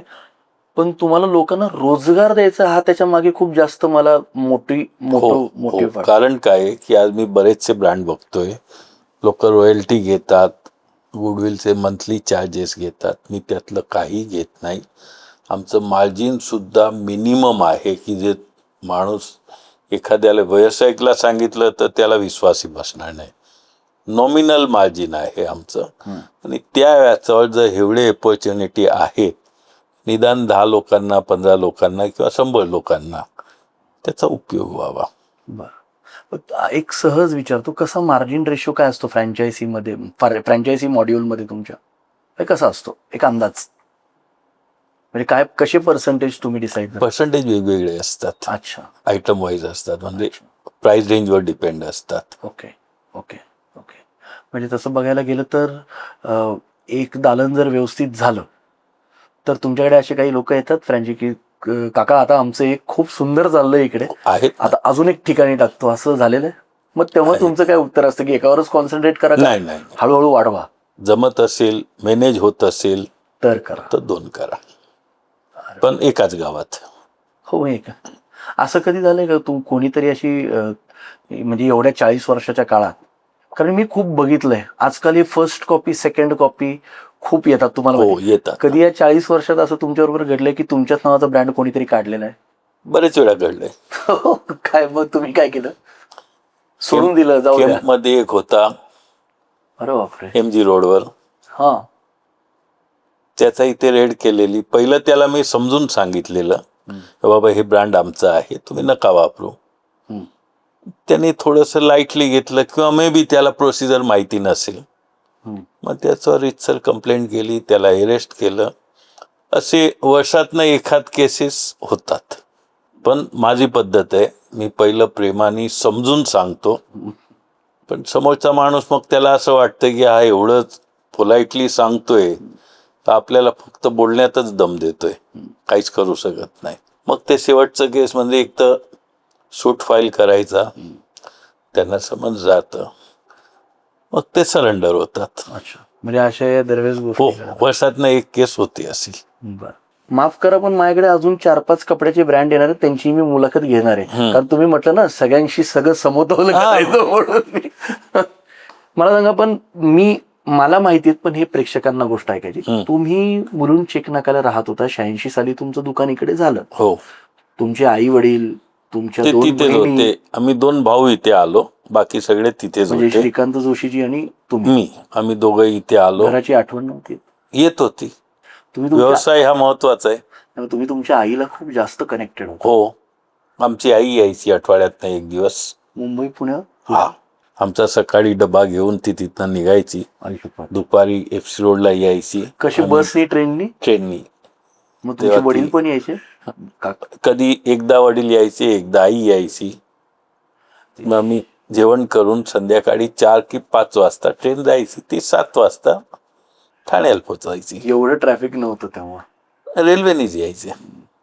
नाही पण म्हणजे इथे तुम्ही म्हटलं काम फार महत्वाचं. व्यवसाय करायचा आहे म्हणून हे सगळं करायला लागतं. घरी बसून व्यवसाय होत नाही. किंवा त्याला 12 तासही करायला लागतं, 14 तासही करायला लागतं. मी 86ला जेव्हा दुकान चालू केलं तेव्हा मी रात्री 12 वाजेपर्यंत मी दुकान चालू ठेवायचो. आणि एक ओळख आमची अशी होती की एका गिरायकाने मला सांगितलेलं की मी माझ्या मित्राला सांगितलं, तुला आता 11 वाजता बाहेर गावी जायचंय आणि शर्ट पाहिजे रात्री, तर एक दुकान आहे, बहुतेक ते चालू असेल, तुझं नसीब असेल तर, कुमार शर्ट. मी सकाळी 9 ते रात्री 11-12 पर्यंत दुकान आमचं चालू असायचं. 18 तास. आणि दिवाळीत तर आमचं दुकान बंदच होत नव्हतं. म्हणजे बंद होत नव्हतं म्हणजे 3-4 वाजेपर्यंत माल सगळा लावून पहाटे आणि मग सकाळी परत शटर खाली घेतच नव्हतो. म्हणजे तुम्ही मगाशी जे बोललात ही ऊर्जा आणि पेशन्स ते हे का हे सगळे हे आहेत. अफाट कष्ट असतील हो. अफाट कष्ट. आत्ताची पिढी एवढं कष्ट करेल असं वाटतं तुम्हाला? म्हणजे मला तुम्हाला उदाहरणात विचारायचं की म्हणजे तुमच्या घरातही तुमची आता पुढची लिगसी आहे. नाही करणार. नाही. त्यांना गरज नाहीये त्यामुळे ते नाही करणार. मला गरज होती त्यामुळे मी केलं. नाही पण आम्ही एक सर्वसाधारण घरातनं आलेलो होतो आणि आमचं एक डोक्यात होतं की खूप पुढे जायचं, जे काय करायचं ते सक्सेस व्हायचं. तुमचा मुलगा हसतोय तिकडे बघून, पण तो मी पण बघितलं की म्हणजे तो माझा बरोबरच असतो. तुमच्या घरातील सगळी जी मुलं आहेत तर मी सगळ्या मुलांना लहानपणापासून सवय पाडली. 8 वर्ष 9 वर्षाचे झाले की सकाळी ज्या दिवशी शाळा नसेल त्या दिवशी दुकानावर घेऊन यायचं. आणि मी सुद्धा सकाळी 9-10 वाजता दुकानात जायचो. ते रात्री किती उशीर झाला तरी 9-10ला. बापरे. पण मग तुम्ही म्हटलात की पुण्यात चालू झालं डेक्कनला, बरोबर? डेक्कनला चालू झालं त्यानंतर तुम्ही मला म्हटलात की लक्ष्मी रोड चालू केलं. लक्ष्मी रोड जसं डेक्कनला तुम्हाला ते गृहस्थ म्हटले होते जे नामवंत होते की इथे काही चालणार नाही, पण ते झालं. मग लक्ष्मी रोडला काय चॅलेंजेस होते तुम्हाला? म्हणजे लक्ष्मी रोडला मार्केट होतं, फक्त दुकान आतमध्ये होतं. गोखले हॉलचं आत होतं की जे लोकांचं म्हणणं होतं की मेन रोडला असेल तरच चालणार, आतमध्ये नाही चालत. तिथेही चाललं. ओके. पण तिथे चाललं कारण लाईन लागायची. कोल्हापूरमध्ये जायची काय इच्छा झाली तुम्हाला? म्हणजे हे कोणाचं डोकं? ते आमचा मोठ्या भावाचं डोकं होतं. म्हणजे ते सगळे बाहेरचे कामं सांभाळायचे. मी दुकानातले सगळे मी काम बघायचो आणि बाहेरचे जे काही मेन काम असायचे ते आमचे मोठे बंधू बघायचे. ब्रँड अवेअरनेस म्हणा किंवा मार्केटिंग म्हणा किंवा जे काय असेल ते. मग कोल्हापुरात तुम्ही म्हणजे महाद्वार रोड आमचे मोठे भाऊ गेले तिथे. पण मग तिकडे काय अनुभव आला? चांगला अनुभव होता. दुकान खूप चांगलं चाललं. मग त्यानंतर तिथे तर महिनाभर लाईन होती. हो, आपण मगाशी आताच बोललो आई अंबाबाईच्या ही लाईन मंदिरातली आहे का कपड्याची आहे. बापरे. म्हणजे तुम्ही दोन्ही काळ बघितलाय? सगळे बघितलेत. आणि मग कोल्हापूर नंतर तुम्ही कुठेच कराडला? मग कराड आणि कोल्हापूर एकत्र आणि सांगली. तिथे काय अनुभव आला? तिथेही चांगला आला. कोल्हापूर एवढा नाही आला पण चांगला आला, खूप चांगला आला. म्हणजे म्हणजे ह्या सगळ्या गोष्टीची अशी पण गंमत आहे का की एरिया वाईज पण थोडंसं मेंटॅलिटी चेंज होतात माणसांच्या? हो, थोडंसं असतं. प्रत्येक एरिया वाईज चेंज होते. कारण तुम्हाला माहिती का आता ही आपण काही सांगली सातारा वगैरे आपल्या पुण्यामध्ये बाजार नाही भरत. पूर्वी एक ट्रेंड असा होता की लोक महाराष्ट्रामध्ये जवळजवळ सगळे खरेदीला पुण्यात यायचे. जे मला आठवतंय, माफ करा पण आपण पण कधी कधी म्हणजे लहानपणी पण कधीही आम्ही मित्र जरी असायचो तरी आपण चला मुंबईला जाऊ कपडे घ्यायला, तर ते एक फॅन्टम असतो डोक्यात. तो एक ट्रेंड होता. इव्हन पुण्यातले लोक मुंबईला जायचे. हो हो हो. आणि बाहेर गावाचे सगळे म्हणजे गणपती 4 ते 5 गणपती विसर्जनच्या वेळी 4 ते 5 दिवस आमचं दुकान रात्री 2-2 वाजेपर्यंत चालू असायचं. जे कोण बाहेर गावी मिरवणूक बघायला आलेले असतात जाताना कपडे घेऊन जायचे. मग लग्न सराईत पण लोकही यायचे. मला एक तुम्ही मगाशी बोलता झालं की ज्यांना फ्रँचायझी घ्यायची आहे, मगाशीच म्हटलो की अनेक लोक ऐकतायत, तर फ्रँचायझी ज्यांना घ्यायची आहे तर तुम्ही म्हटलं की 10 ते 15 लाखापर्यंतची इन्व्हेस्टमेंट आहे. हो, बरोबर, ती करावं लागते. म्हणजे पण मुळात म्हणजे त्याचं जरा थोडं बायफर्केशन करून म्हणजे काय 15 आता समजा मला घ्यायची, मी तुम्हाला 15 लाख दिले. नाही, मला 15 लाख रुपये मी नाही घेत. पहिलं तर त्याला फर्निचर वगैरे आतलं इंटिरियर येतं, दुकानात AC असतं, कॉम्प्युटर असतं, स्कॅनर असतं, इन्व्हर्टर वगैरे जे असतं, लाईट फिटिंग असतं, POP असतं, भिंतीला कलर वगैरे जे असतं, टाईल्स. तुमचा जो म्हणजे तुमचं जे पॅटर्न आहे तेच करावं लागतं. आमचे जे ठराविक जे आहेत त्याप्रमाणे सगळे दुकान त्याच टाईपचे असतात. बरोबर आहे. हा जो सगळा खर्च आहे, सॉफ्टवेअर आम्ही आमच्या तर्फे देतो, रॉयल्टी काहीच घेत नाहीये.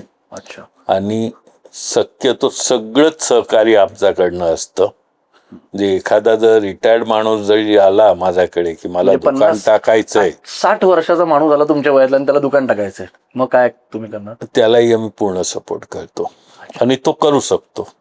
अच्छा, म्हणजे फ्रँचायझी करू शकतो. 70 वर्षाचाही माणूस करू शकतो, पण फक्त हो. करण्याची जिद्द आमच्या पाहिजे. तिथे 2 दुकानं आहेत कुठे? की जे एक आंबेजोगाईला आणि पूर्वी एक परभणीला होतं. हे दोघंही रिटायर्ड लोकच दुकान सांभाळतात अरे बापरे. आणि बाकी सगळा सपोर्ट आमच्याकडनं असतो. अच्छा, पण म्हणजे हे तुम्ही बेसिक सांगितलं की फर्निचर, ग्लास विंडोज, त्यानंतर स्कॅनर मशीन, मग तुम्ही म्हटलं AC झालं, ते आतले जे काही असतात इंटिरियर, हां. ते सगळं 4-1 लाखात बसतं. पण अंदाजे की म्हणजे एक अजून एक ऍडिशनल प्रश्न टाकतो की पार्कर हा ब्रँड आहे, मग म्हणजे किती स्क्वेअर फूटचं दुकान लागतं, म्हणजे ते काहीतरी असेल ना? मिनिमम 250 ते 300 स्क्वेअर फीट तर पाहिजेच. अच्छा, माझं एफसी रोडचं दुकान आहे ते फक्त 100 फूटचं आहे. आधी खूप मोठं होतं. आधी खूप मोठं होतं, रोड वाइंडिंग मध्ये गेलं 2-3 वेळा.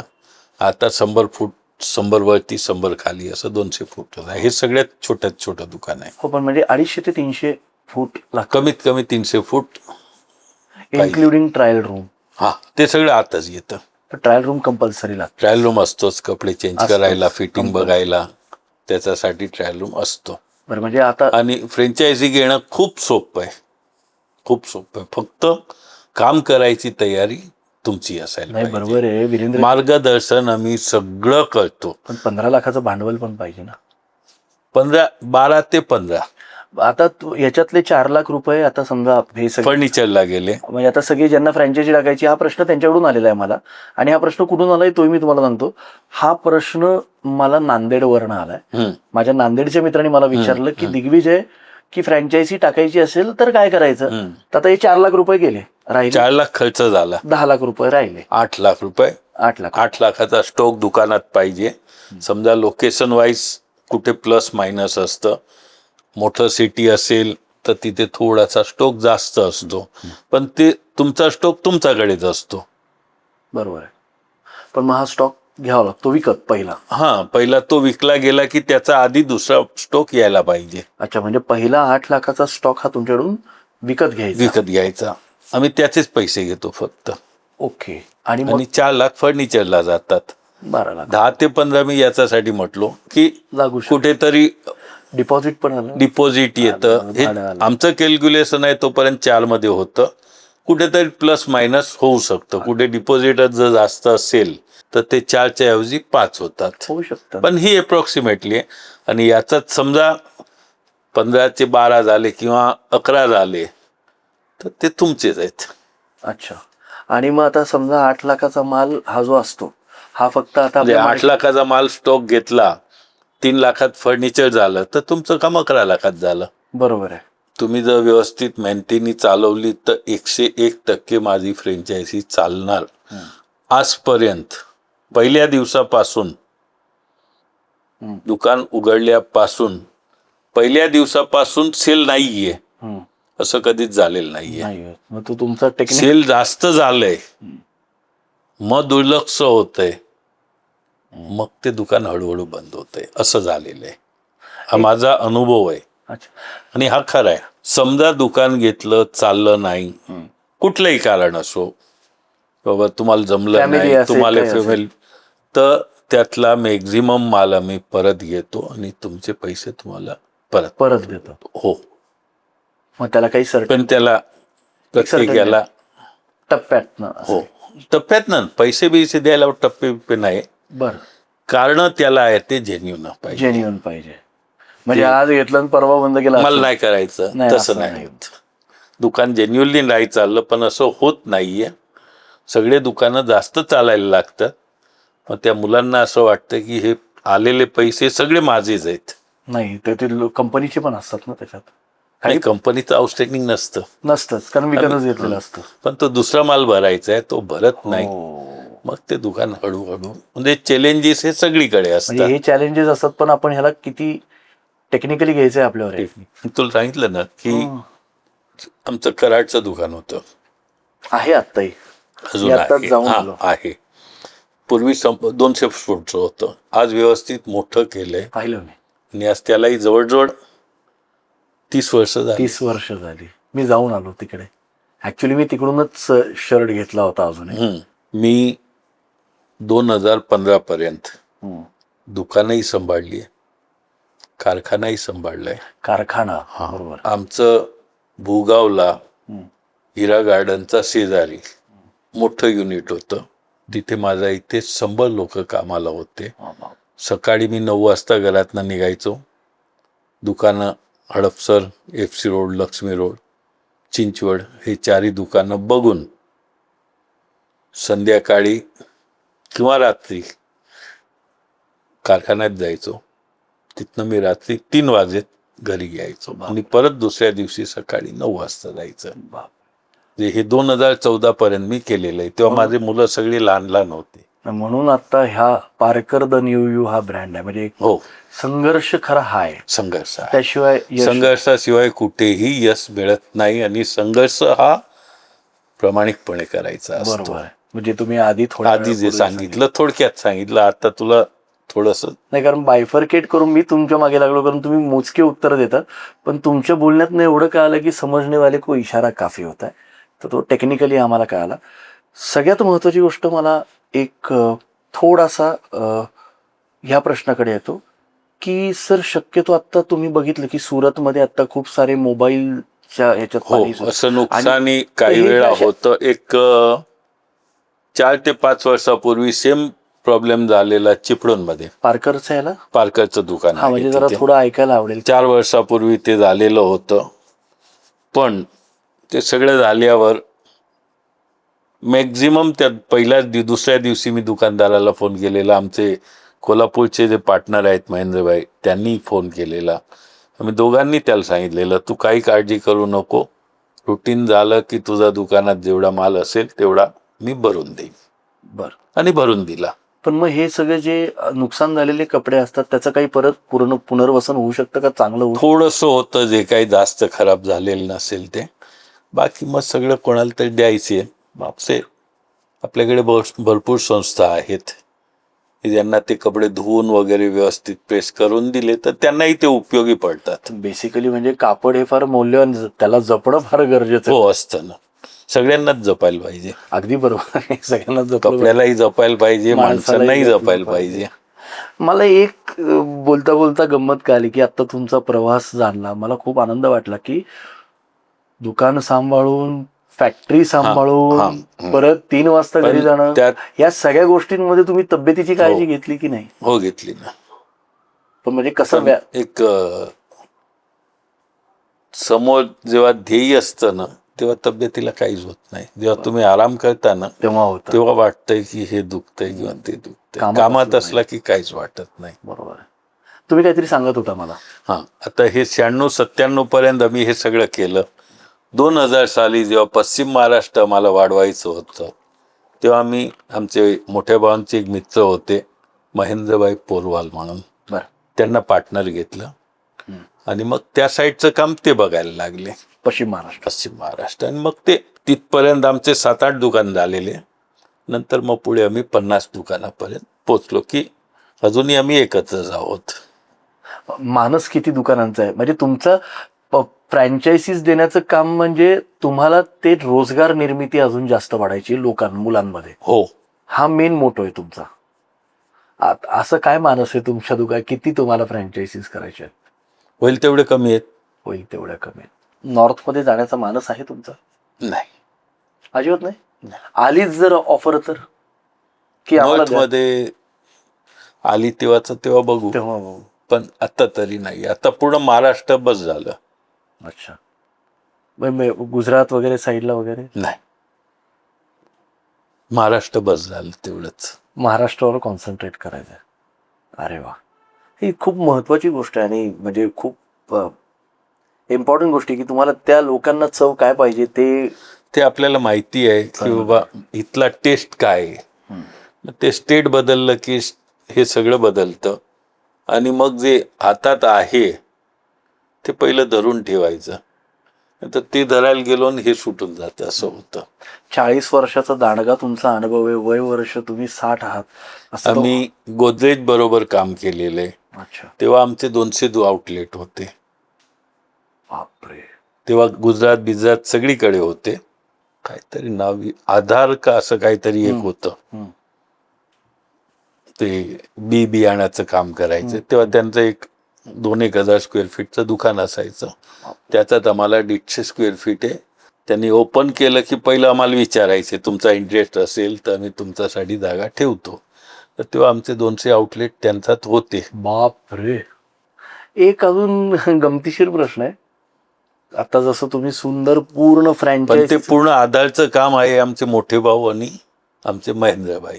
अगदी बरोबर आहे. बरं, ते त्याला दोघंच बघायचे. टॅलेंट लागतं. पण मी फक्त विजिटला जायचो. नाही, मला एक बोलता बोलता तुम्हाला प्रश्न विचारायचा की वय वर्ष 60, 40 वर्षाचा दांडगा अनुभव, आता तुम्हाला असं नाही वाटत का काका की कुठेतरी मुलांची पेशन्स पॉवर थोडी ढासळली आहे? खूप कमी झाली. खूप कमी. आणि पेशन्स नाहीच आहे. नाही. आणि आत्ता आहे ना, काय झालं, लॉकडाऊन नंतर ना जरा थोडंसं मतपरिवर्तन झाले. आता तुम्ही बघताय की एवढे सगळ्या गोष्टी आजकाल आपल्या भारतात होत आहेत. लोकांना, मुलांना रोजगार नाही, हा मूळ थोडासा प्रॉब्लेम आहे. आपण थोडासा समजूया. माझ्या मते नाही. नाही आहे असं समजूया. मी तुला पहिलंच सांगितलं की चॉईसचा नोकरी पाहिजे. हा, तर जे मिळेल, पूर्वीचे लोक जे मिळेल ते करायचे. बरोबर आहे. मग आता जे हल्ली मला हे नाही करायचं, हे नाही करायचं. हो, हे खूप वाढलंय. चॉईस वाढलेत. मी कापड दुकानात कसं काय काम कसं करू काय शकतो? करू. आणि जर त्यांनी जर व्यवस्थित कापड दुकानात जर 3 वर्ष काम केलं तर त्याला तुम्ही फ्रँचायझी पण करून देतात. म्हणजे कोणी कुठल्याही कामात तयारी असली तर माणूस मागे पडत नाही. तुम्ही पेशन्स वरती बोललात, तर आत्ताच्या, म्हणजे मी काय तुम्हाला एकदम म्हणजे म्हातारं बनवत नाही. दुकानदारी करताना सकाळी 9 ते रात्री 9 किंवा त्यानंतरही तुम्हाला तिथे पूर्ण हाजरी द्यायला लागते, कष्ट करायला लागतात. मग तुम्ही घर विसरून जायचं असतं त्यात तेवढ्या वेळेपुरतं. बरोबर. तर सक्सेस नक्कीच मिळेल. सक्सेस मिळतो. मी तुम्हाला एकदम म्हातारा बनवत नाही. तुम्ही फार तसे बघायला गेले तर 40शीच वाटतं. मला एक प्रश्न सांगायचा आहे तुम्हाला, असं आनंदाने बोलायचंय. खूप जास्त अनुभव आहेत तुमच्याबरोबर, खूप जास्त तुम्ही बघितलेलं आहे. खूप पारकरला पार करून इथपर्यंत तुम्ही दोघा बंधूंनी आणलेले, त्याच्यात खरंच हॅट्स ऑफ आहेत तुम्हाला. इव्हन तुमचे जे पार्टनर आहेत महेंद्र सर, त्यांनाही खूप खूप शुभेच्छा. तुमच्या फॅमिलीला पण शुभेच्छा. या सगळ्या गोष्टींमध्ये तुम्ही आत्ताची जी युवा पिढी भरकटतीये आणि भरकटल्यानंतर ती वेगवेगळ्या मार्गाला चालली, पेशन्स कमी होतात, त्यांना ॲज अ तुम्ही एक कष्टाने सक्सेसफुल झालेले एंटरप्रेनर आहात, तर ह्यांना तुम्ही काय संदेश देऊ इच्छिता? आणि ह्या मार्गातून तुम्ही बोलू शकता, कारण हा इंटरव्ह्यू सगळेजण पाहत आहेत. ह्या क्षेत्रात ज्यांना यायचंय तर त्यांना तुम्हाला काय आवडेल सांगायला? कष्ट करायचे असतात. सक्सेस एकदा नाही मिळाला तर दुसऱ्यांदा मिळेल, तिसऱ्यांदा मिळेल, चौथ्यांदा मिळेल. चौथ्या वेळी फेल नाही होणार. बरोबर आहे. पण 1, 2, 3, 4 आता हल्लीच्या मुलांमध्ये एक पण राहिलेलं नाहीये. त्यामुळे हा प्रॉब्लेम आहे. कष्ट करत राहा तुम्ही. मी केलेलेत. रिझल्ट नाही बघितलं. काय होईल ते होईल. काम करत राहायचं. मी खूप लोकांना पार खालनं वरती आलेलं बघितलंय. बरोबर. आणि वरनं खाली आलेलं बघितलं. मला एकाने जेव्हा 86ला मी तुम्हाला जे सांगितलं 3-4 प्रतिष्ठित लोक होते, यापैकी एखाद 2 असेल, पण बाकी ते सगळे नाही आता. अच्छा. त्यात एकाने मला सांगितलेलं, ते बिचारे मागे सगळ्यांचा मागे असे थांबलेले होते, वाट बघत होते की काय इथे. ते फक्त एवढं बघायला आलेले की इथे गर्दी कसली आहे. त्यांनी मला जाताना एकच वाक्य सांगितलं, डोंगर चढायचं खूप सोपं आहे, वा, वरती जायचं खूप सोपं आहे, तिथे थांबायचं हे खूप अवघड आहे म्हणे. तू तिथपर्यंत पोचलायस. हे वाक्य अजूनही मला आठवतंय. हे वाक्य फार इंटरेस्टिंग आहे येणाऱ्या पिढीसाठी आणि आत्ताच्या पिढीला पण, ज्यांना बिझनेस करायचा. डोंगर चढणं सोपं आहे, तिथे थांबणं खूप अवघड आहे. आणि जो तिथे थांबला तो. मला ह्या माध्यमातून सांगायला आवडेल, विथ युअर परमिशन, तुम्ही मुलुंडच्या चाळीत राहायचा. हो, तुम्ही चेक नाका, मुलुंड नाही, मुलुंड चेकनाका, चेकनाक्याच्या तुम्ही चाळीत राहिलेला आहात. हो. बापरे. त्यांनी मगाशीच सांगितलं की शून्यापासून, पण मला एक सांगा, त्या चेकनाक्याच्या चाळीतलं जीवन भारी का फ्लॅट सिस्टीम भारी? जरा सांगा ना, काय आवडलं तुम्हाला? एक सहज प्रश्न तुम्हाला, काय चाळीतलं जीवन भारी का हे सगळं आता सिटी भारी? कुठलं आवडतं तुम्हाला? म्हणजे प्रश्न आता चाळीस राहिले नाहीत. चाळीत आहे, पण तुम्हाला काय वाटतं? तुम्हाला काय तेव्हाही मस्त होतं, छान लहानपण होतं तेव्हा बाकी काहीच नव्हतं. तेव्हा एकमेकांशी चाळीत असे सगळे उत्सव फेस्टिवल सगळं एकमेकांना सगळं सगळं आता सगळं. दरवाजे बंद असतात ना? आता चाळीत नाहीच आहे ना, नाहीच. बरेचसे कमी झाले. चाळीत दरवाजा बंद होत नाही, उघडाच असतो दरवाजा नेहमी. म्हणजे आमचा इथे सांगतो, याच्यातला पार्ट नाहीये. आमचा इथे रात्री चेकनाक्यात आमच्या वडिलांचे जेवढे काही मित्र होते त्यांना जर जेवण करायचं असेल तर ते आमच्या घरी फक्त बघायचे, लाईट चालू आहे का, चला इथे जेवण मिळेल. नाही, हा याचा पार्ट आहे. कारण तुम्हाला सांगतो, हा याचा पार्ट कसा आहे की ज्या माणसानी छोटी गोष्ट बघितलेली असती आणि जेव्हा त्याला ती मोठी गोष्ट प्राप्त होते तेव्हा त्याला प्रत्येक गोष्टीची तेवढी किंमत असते. जसं तुम्ही कपड्याला ज्या पद्धतीने प्रेम करता, का जे लोकांसाठी विचार करता. म्हणून मी हा प्रश्न तुम्हाला, 1996-70 नाही 2000 पर्यंत मी दुकानात फुल टाइम बसायचो. त्यानंतर मग फॅक्टरी चालू केली, हे केलं.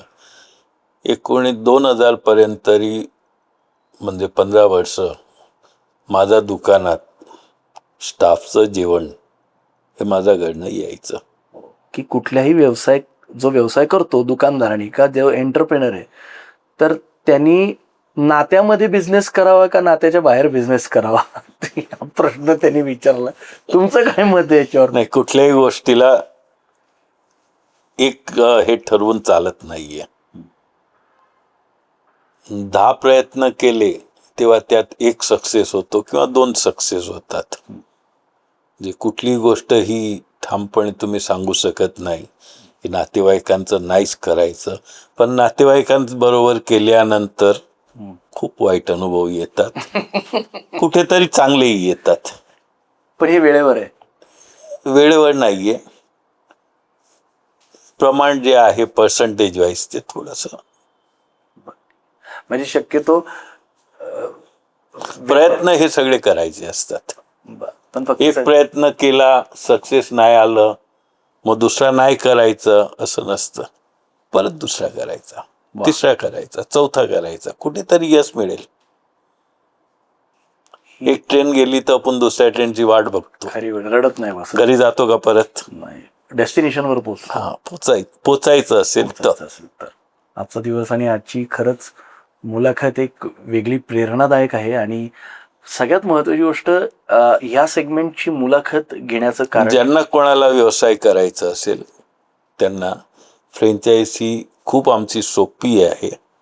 काही म्हणजे सगळ्या प्रकारचं त्यांना नॉलेज, माहिती, सगळी मदत हे सगळी आम्ही, माझा मुलगा लोकेश, महेंद्र, हे मी पूर्णपणे करतो.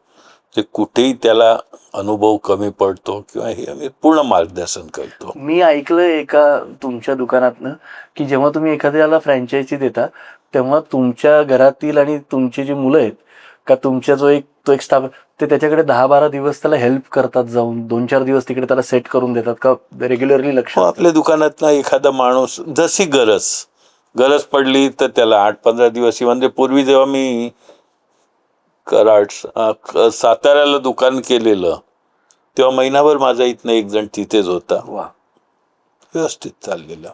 एक अजून लास्ट प्रश्न, की फ्रँचायझी देण्याच्या आधी तुमचं काही प्रशिक्षण वर्ग असतो का? एक वर्कशॉप वगैरे तुम्ही काही आम्ही घेता का? इन्सिस्ट करतो की बाबा 8 दिवस 15 दिवस कुठल्या तरी एका दुकानात जा, तिथे बघ, काही माहिती पाहिजे असेल तर 1-2 दिवस आम्ही माझ्याकडे बोलवून घेतो. त्याला जे काय माहिती पाहिजे ती देतो, त्याला सिस्टम काय आहे हे समजवतो. सगळ्या प्रकारचं प्रशिक्षण आम्ही देतो, पण ज्यांना पाहिजे त्यांनाच देतो. सगळ्यांना नाही देत.